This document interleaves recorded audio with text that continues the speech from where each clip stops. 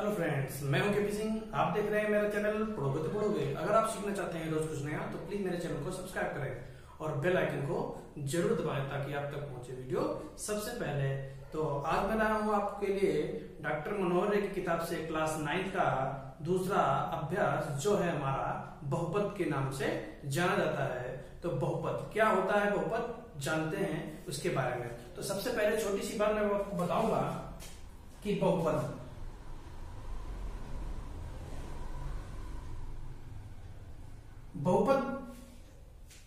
ऐसे बीजगणितीय पद होते हैं जो या तो प्लस में, माइनस में, गुणे में या भाग में लिखे हो सकते हैं। लेकिन यहाँ पर कोई भी बहुपद हमारा तभी होगा जब वहां पर हमारा चर स्वतंत्र अवस्था में होना चाहिए। स्वतंत्र अवस्था मतलब हमारा जो भी चर होगा वो कैसा होगा, वो स्वतंत्र होगा। जो भी चर होगा वो स्वतंत्र होगा, यानी चर की घात निगेटिव नहीं हो सकती, चर की घात माइनस में नहीं हो सकती, घात भिन्न में नहीं हो सकती। यानी कि ये नहीं कि x की पावर 1/2 नहीं लिखा हो सकता है। अगर ऐसा लिखा हुआ है तो वो बहुपद नहीं है। यानी कि इसको हम लोग लिख सकते हैं √x, या हम लोग लिख सकते हैं x की पावर 2/3। तो इसको हम लोग क्या लिख सकते हैं, घनमूल x²। तो इस तरीके से अगर हमारे कहीं पर भी चर पर घात भिन्न के रूप में लगी हुई है तो वो हमारा बहुपद नहीं होगा। और यहाँ घात माइनस मतलब होता है जैसे x की पावर -2। तो x की पावर -2 का क्या मतलब होता है, 1/x²। तो अगर ऐसा लिखा हुआ है तो भी बहुपद नहीं है। यही बात है। सबसे पहला क्वेश्चन आपका बनेगा कि बहुपद पहचानिए, क्या ये बहुपद है या नहीं। तो मैंने आपको कंडीशन बता दी है, बहुत ही आसान है। लेकिन ध्यान रखना चर की बात हो रही है, कहीं पर अचर बात नहीं हो रही है। अगर √2x लिखा हुआ है तो ये बहुपद है। √2x लिखा हुआ है तो बहुपद है, लेकिन 2√x लिखा हुआ है ये बहुपद नहीं है। समझ में आई बात ना। तो इसी बात को ध्यान रखना और आगे चलते हैं। फिर हम लोगों को पढ़ने को मिलेगा इसमें आरोही क्रम और अवरोही क्रम। तो आरोही क्रम जैसा आप लोग जानते हो, छोटे से बड़े की ओर, और अवरोही मतलब होता है बड़े से छोटे की ओर। तो ये आपको पता ही है। लेकिन बहुपद में हम लोग आरोही अवरोही कैसे जानेंगे, देखते हैं। वैसे तो हम लोगों के पास अभी छोटे क्लासों में सीख के आए हैं, 1st, 2nd, 3rd, 4th में, कि संख्याओं को आरोही अवरोही में लगाइए। तो संख्याओं को आरोही अवरोही में लगाने में कोई दिक्कत नहीं, सीख के आए हैं। लेकिन अब यहाँ पर हम लोगों को बहुपद को आरोही क्रम में लगाना है। तो कैसे लगाएंगे, तो यहाँ पर हम लोगों को आरोही क्रम में लगाने के लिए किसकी जरूरत पड़ती है, चर की घात की। चर की घात से मतलब रखेंगे चर की घात, जैसे x² + x + 1 लिखा हुआ है। तो देखो x चर क्या है, यहाँ पर x है, तो x की पावर कितनी है, 2 है। यहाँ x की पावर कितनी है, 1 है। यहाँ x की पावर कितनी है, 0 है। याद रखना, यहाँ से भी एक बहुविकल्पित वाला पेपर में बनता है, बताएंगे, अभी थोड़ा सा इंतजार करिए। तो यहाँ पर जहां पर हमारे पास अचर पद होता है वहां पर चर की घात 0 होती है। कहीं पर नोट कर लीजिए, मोस्ट इंपॉर्टेंट है। जहां कोई पद अचर रूप में लिखा हुआ है इसका मतलब है वहां चर की घात 0 है, क्योंकि चर की घात 0 का मान 1 होता है तो ही वो अचर बन जाता है। तो अगर अब हम लोग यहाँ देखें तो x की घात 2, फिर x की घात 1 और फिर x की घात 0, तो ये किस क्रम में लिखा हुआ है, ये लिखा हुआ है अवरोही क्रम। ऐसे ही हम लोग जान जाएंगे कि कैसे अवरोही लगाना है, कैसे आरोही। तो अगर हम लोग आरोही क्रम देखें तो आरोही क्रम में हम देखेंगे y क्यूब प्लस कोई भी चर ले सकते हैं y की घात 5 प्लस y की घात 8। अब यहां पर देखिए पहले 3 था, 3 से बड़ा 5, घात देखते हैं, गुणांक नहीं देखते हैं, घात देखते हैं, और फिर y की घात 8, 3 से बड़ा 5, 5 से बड़ा 8, तो ये हमारा आरोही क्रम है। इस तरीके से हम लोग अभी पढ़ने जा रहे हैं एक्सरसाइज 2A और वो हमने फिनिश कर दी है, आप सीख गए। अगर आपने इतनी बातें ध्यान रखी तो 2A आप सीख गए, कुछ भी नहीं बचा है।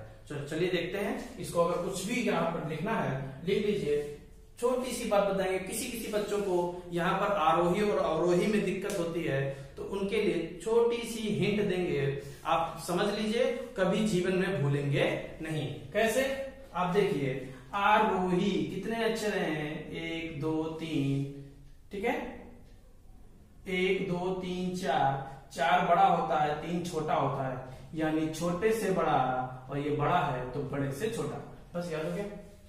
जिनको दिक्कत है उनके लिए बताया है, जिनको आता है बहुत अच्छी बात है, जिनको नहीं आता है, भूल गए हैं, बहुत टाइम है, मैं आपको हर एक बात बताऊंगा, चाहे वो छोटी हो या बड़ी, तो ये समझ लीजिए।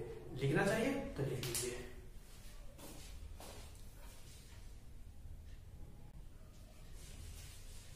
तो एक्सरसाइज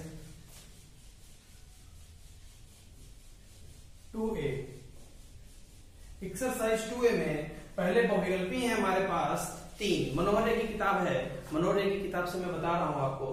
तो इसमें पहला क्वेश्चन है जो बहुविकल्पी है, उसको देखिए कैसे दिया गया है। लिखा हुआ है y³ minus y plus y² minus √2, ठीक है। इसको किस क्रम में लिखना है? अवरोही क्रम में लगाना है, अवरोही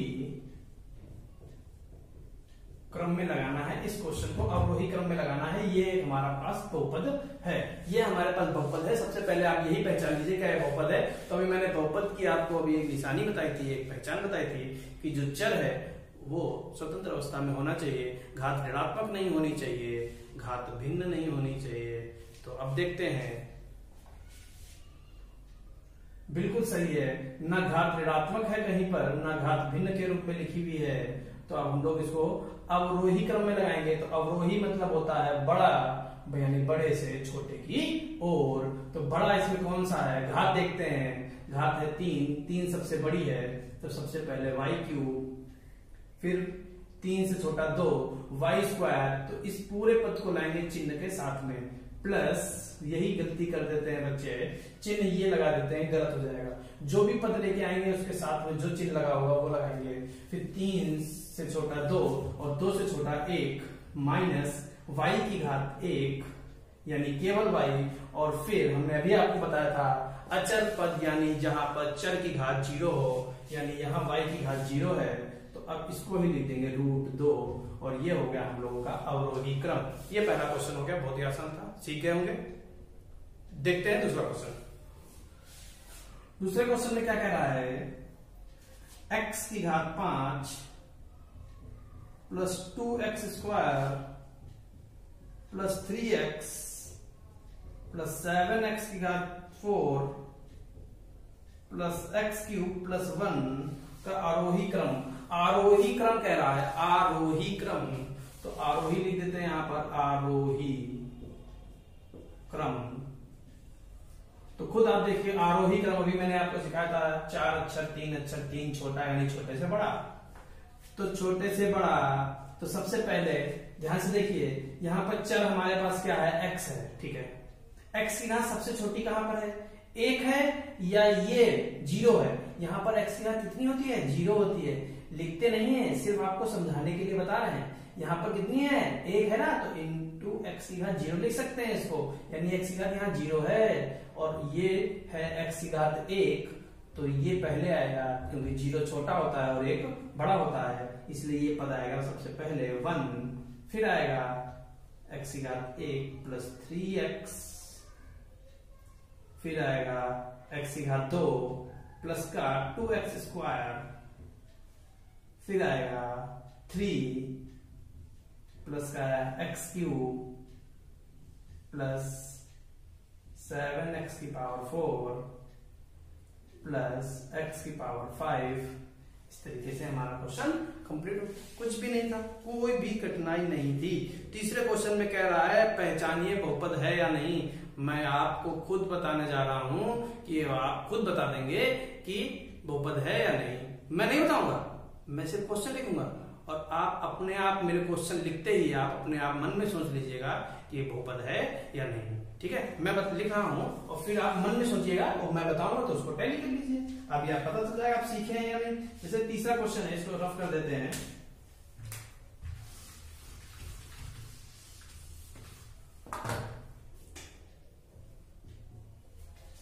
तीसरा क्वेश्चन है तीसरे का पहला, x square plus 5x plus 6।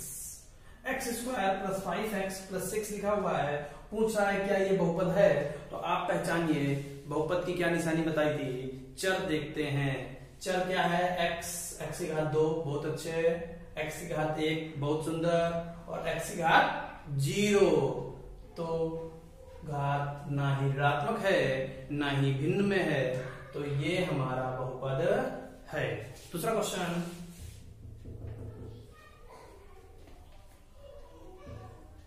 y की घात 5 प्लस 7y।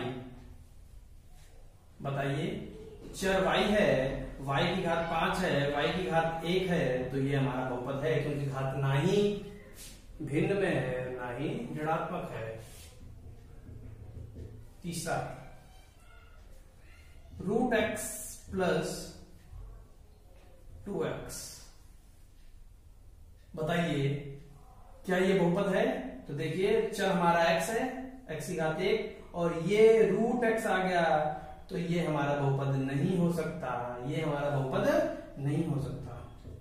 चौथा क्वेश्चन है x माइनस 5, तो ये हमारा बहुपद है क्योंकि यहाँ जो x है वो स्वतंत्र है, इसलिए हमारा एक बहुपद है। बहुत ही आसान था, आप लोग खुद समझ गए होंगे, सीख गए होंगे। ठीक है, आगे क्वेश्चन कह रहा है कि निम्नलिखित फलनों में कौन से बहुपद हैं। फटाफट मैं लिख देता हूं और आप अपने मन में बताइए कि ये बहुपद है या नहीं। चौथे का पहला है x square plus 4x plus 4। आप पहले बताइए फिर मैं बताता हूं, अपने मन में बताइए, सोचिए अपने लिए कि आप कितना सीखे। -4। तीसरा है x plus 1/x, 3x square plus root x plus 7। तो जैसे कि आप लोगों ने सोचा होगा अपने मन में कि ये बहुपद है, तो बिल्कुल सही सोचा। क्या ये बहुपद है? हाँ बिल्कुल है। क्या ये बहुपद है? यहाँ तो रूट x है लेकिन यहाँ x बटे में पहुंच गया, यानी x की घात ऋणात्मक हो गई, तो ये बहुपद नहीं है। यहाँ पर x तो है, स्वतंत्र है और लेकिन स्वतंत्र नहीं है, रूट में x आ गया, इसलिए ये बहुपद नहीं है। इसी से रिलेटेड एक छोटा सा क्वेश्चन आपके लिए मैं अपने पास से दे रहा हूं। बताइए क्या root 3x square plus root 5x plus 7 बहुपद है या नहीं? बताइए, जल्दी बताइए, कमेंट में लिखिए। जो मैंने अपने क्वेश्चन में बताया है ये बहुपद है या नहीं, इसका आंसर कमेंट में दीजिएगा, सबका देखूंगा। जो सीख गए हैं वो कमेंट में जरूर लिख दें कि बहुपद है या नहीं। यस और नो में आंसर देना, इसके अलावा मत देना। ओके,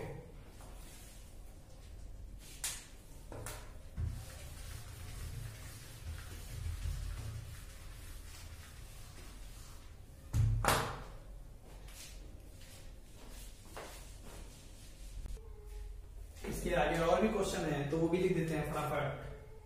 पांचवा पार्ट है चौथे का, x square plus 1/x square minus 1/x square. बताइए क्या ये बहुपद है? देखिए बटे में आया x स्क्वायर यानी घात ऋणात्मक हो गई, इसलिए बहुपद नहीं है। छठा, x की घात 4 माइनस 3x प्लस 2। सातवां, x square minus 2/3x plus 6। आठवां, x प्लस 4 x प्लस 5। नवां, x प्लस 5 का होल स्क्वायर। बताइए क्या ये बहुपद है? बिल्कुल है। क्या ये बहुपद है? घबराना नहीं, x बटे में बिल्कुल नहीं है, x बटे में नहीं है, संख्या बटे में है।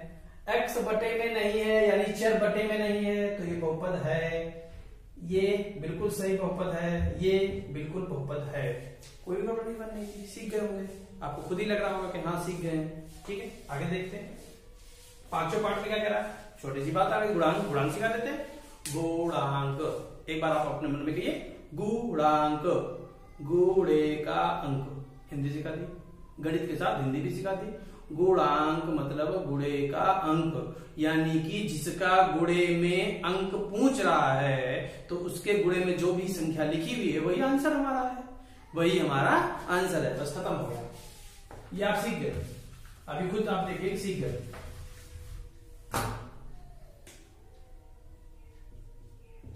पांचवें का पहला क्या लिखा हुआ है, 2 + x² + x।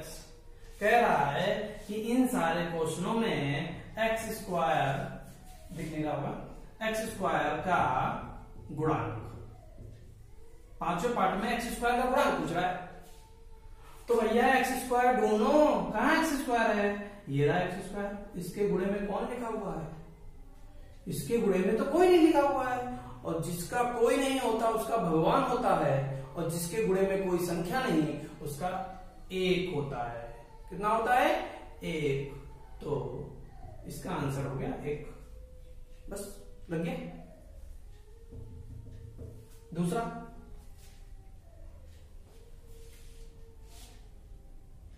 To -x² + x³। इसका बताइए x² का गुणांक, जल्दी बताइए, x² का गुणांक बताइए। x² का गुणांक जो है वो है हमारा -1। एक तो है, x² के साथ में कोई भी संख्या नहीं लगी हुई है, इसलिए आंसर हो गया 1। लेकिन गुणांक चिन्ह के साथ में बताया जाता है। आप कह दो यहां पर नहीं बताया, जहां पर कोई चिन्ह नहीं लगा होता है वो प्लस का ही होता है, इसलिए आपको ऐसा लगा कि हमने नहीं बताया। बताया क्यों, लिखा ना, एक ये काहे का है, प्लस का है।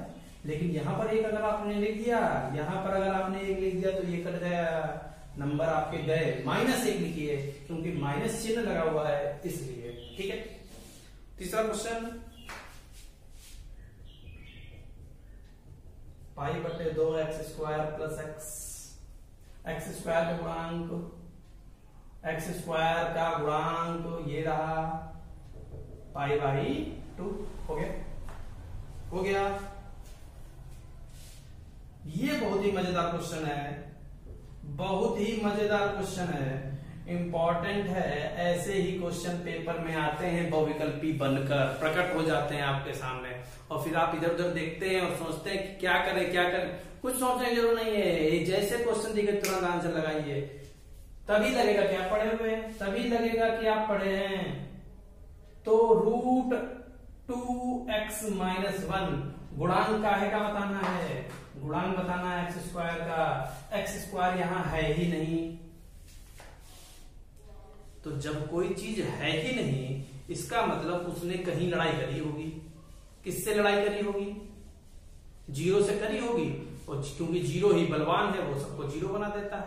इसका मतलब यहां पर x² नहीं है, x² भाग गया। क्यों भाग गया, क्योंकि उसने लड़ाई करी। किससे लड़ाई करी, 0 से, आंसर आ गया 0।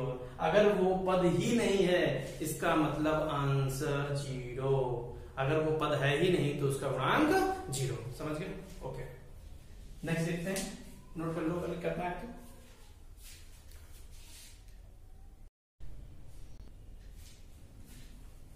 नेक्स्ट है 6 पार्ट। निम्नलिखित व्यंजकों में एक पदी, द्विपदी और त्रिपदी मालूम कीजिए। तो एक पदी,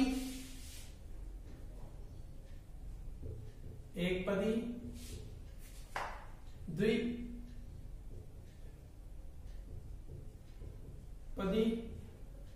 और त्रिपदी। एक पदी मतलब जिसमें एक पद हो, द्विपदी मतलब जिसमें 2 पद हो, और त्रिपदी मतलब जिसमें 3 पद हो। ठीक, अब पद कैसे पता चलेंगे, पद की बात समझ लीजिए। पद हमेशा प्लस और माइनस में टूटते हैं, यानी 2 खंड अगर पद हैं तो उनके बीच में प्लस लगा होगा। जैसे 2x² प्लस 5 प्लस आ गया तो कितने पद हैं? 2। 2x² माइनस 5 माइनस आ गया, कितने पद हैं? 2। ठीक है। 2x² इंटू 10 कितने पद हैं? केवल एक पद है। कैसे? गुणा है ना, प्लस माइनस में पद विभक्त होते हैं, पद विभक्त होते हैं प्लस और माइनस से। बस छोटी सी बात थी, बता दिया, आप सीख गए। देखिए पूछ रहा है एक पदी, द्विपदी, त्रिपदी बताइए। तो यहां पर एक छोटी सी बात और याद रखनी है, अगर कोई क्वेश्चन सॉल्व नहीं है तो पहले उसको सॉल्व करेंगे और फिर उसका आंसर देंगे। ठीक, तो पहला क्वेश्चन है 10x, कितने पदी है? एक पदी है। ठीक है ना, हम एक लिख देते हैं, आप समझ जाइए कौन सा पदी है। दूसरा 5x² प्लस 3x, दो पदी है क्योंकि बीच में प्लस आ गया, एक पद दो पद। तीसरा x प्लस 1 का होल स्क्वायर, तो पहले आपको x प्लस 1 का होल स्क्वायर खोलना मालूम होना चाहिए, तभी आंसर आप बता पाएंगे। तो x² प्लस 1 का स्क्वायर 1 होता है, प्लस 2 इंटू 1 इंटू x यानी 2x। तो कितने पद हो गए? 1, 2 और 3। तो कितने पदी हो गया? त्रिपदी हो गया। समझ गए ना? और कोई क्वेश्चन है? हाँ, बाकी आप अपने आप लगा सकते हैं। सीख गए हैं आप। 7वां क्वेश्चन जो आप बताइए वो मैं बता देता हूं। दूसरा क्वेश्चन बता देते हैं 7वें में, 3 पार्ट हैं, आप अपने आप लगा लीजिए। कोई दिक्कत हो कमेंट में लिख दीजिए, बस आप एक बार लिखिएगा और मैं आपको समझा दूंगा पूरा क्वेश्चन। तो 7वें पार्ट में क्या है? 7वें का दूसरा आरोही क्रम में लिखना है, x³ plus 1 plus x² minus x के पावर 5 प्लस x। तो आरोही में लगाना है, आरोही, तो आरोही क्रम में लगाना है। तो आरोही मतलब छोटे से बड़ा, तो छोटे से बड़ा सबसे पहले छोटा ढूंढेंगे, यानी x की घात 1 और यहां पर है x की घात 0, यानी पहले 1 लिख लेंगे, फिर लिखेंगे x, फिर लिखेंगे x², फिर लिखेंगे x³, फिर लिखेंगे x की पावर 5। लगे? चिन्ह देखिए, चिन्ह बहुत विशेष ध्यान रखना, चिन्ह गलत होता है बच्चों से, नंबर कटते हैं उसी चिन्ह पर। 8वें में देख लेते हैं, कोई भी एक पार्ट बहुत आसान है, आप लोग सीख चुके हैं, कोई जरूरत नहीं है, लेकिन मैं फिर भी बता देता हूं। दूसरा बता देते हैं, चलो। y² प्लस 2y की power 4 plus 3y plus y³ plus 8। तो y की पावर 3 4, तो कैसा लगाना है? अवरोही, अवरोही क्रम में लगाना है। तो अवरोही क्रम में लगाना है, तो अवरोही मतलब सबसे बड़ा, बड़ा कौन है यहाँ पर? घात 4 बड़ी है, तो 2y की पावर 4, फिर 3 plus y power 3 plus y² plus 3y plus 8। ये हो गया अवरोही क्रम। लग गया क्वेश्चन? पूरा अभ्यास समाप्त होता है। नेक्स्ट वीडियो में आपको 2B मिल जाएगी। और घर पे रहिए, सुरक्षित रहिए, जानते हो लॉकडाउन चल रहा है, कोचिंग क्लासेस सब बंद है, इसलिए घर पर पढ़ते रहिए, क्योंकि किसी तरीके की पढ़ाई में कोई भी कमी नहीं होनी चाहिए। Thank you for watching. अगर वीडियो अच्छा लगा हो तो लाइक जरूर करें और अपने फ्रेंड्स के साथ शेयर करें, ताकि आप भी सीखें और दूसरे भी सीखें।